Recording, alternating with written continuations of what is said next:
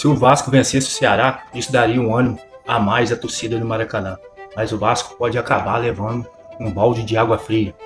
O time do Vasco não tem conseguido mostrar consistência e, sinceramente, acho que vão levar uma goleada. A diferença de qualidade entre os elencos, o Vasco precisa honrar a sua camisa, mas as expectativas para esse jogo contra o Flamengo estão bem baixas, torcedor. E agora é hora dos jogadores do Vasco mostrar o seu talento em campo.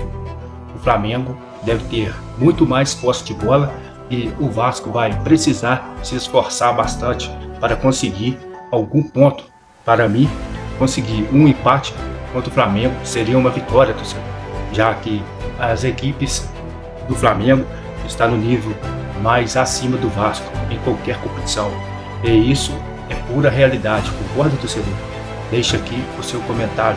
Falando sobre o Atlético Mineiro, eles estão cobrando o Vasco 5 milhões, mas a diretoria do Vasco diz que já pagou 1,2 milhões da dívida do jogador Paulo Henrique e que o Vasco deixou 3,8 milhões ainda serem pagos. O Vasco quer quitar a dívida em 4 parcelas e essa foi a proposta feita ao Atlético Mineiro.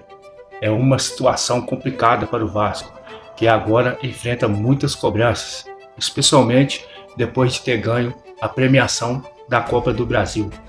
Curte, compartilhe e saudação vascaína, torcedor. Veja o vídeo.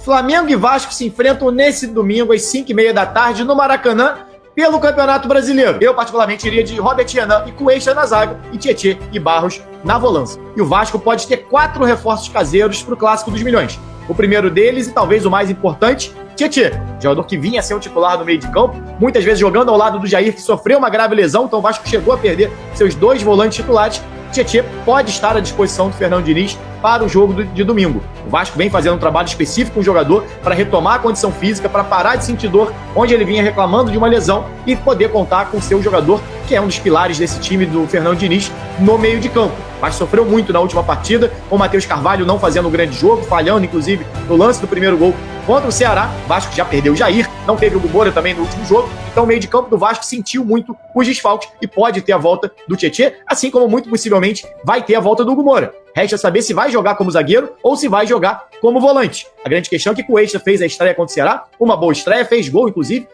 gol que vinha dando a vitória por 2-1 ao Vasco sobre o Ceará, então há a possibilidade do Diniz manter essa dupla. Robert Renan e Cuesta, 2 jogadores que foram contratados para formar essa dupla de zaga titular do Vasco. Então caso o Hugo Moura volte ao time titular, pode ser uma opção inclusive para o meio de campo. Aí talvez vai depender muito da condição física do Tietê, porque o Barros nesse momento, para mim, pelo menos, é titular da posição, vem fazendo bons jogos desde que retornou, mas uma boa notícia, o Diniz passa a ter mais 2 opções para o meio de campo e claro também para a zaga, caso o Hugo ainda possa vir a ser uma opção para o setor, depende muito também da condição física do Cuesta para jogar 90 minutos.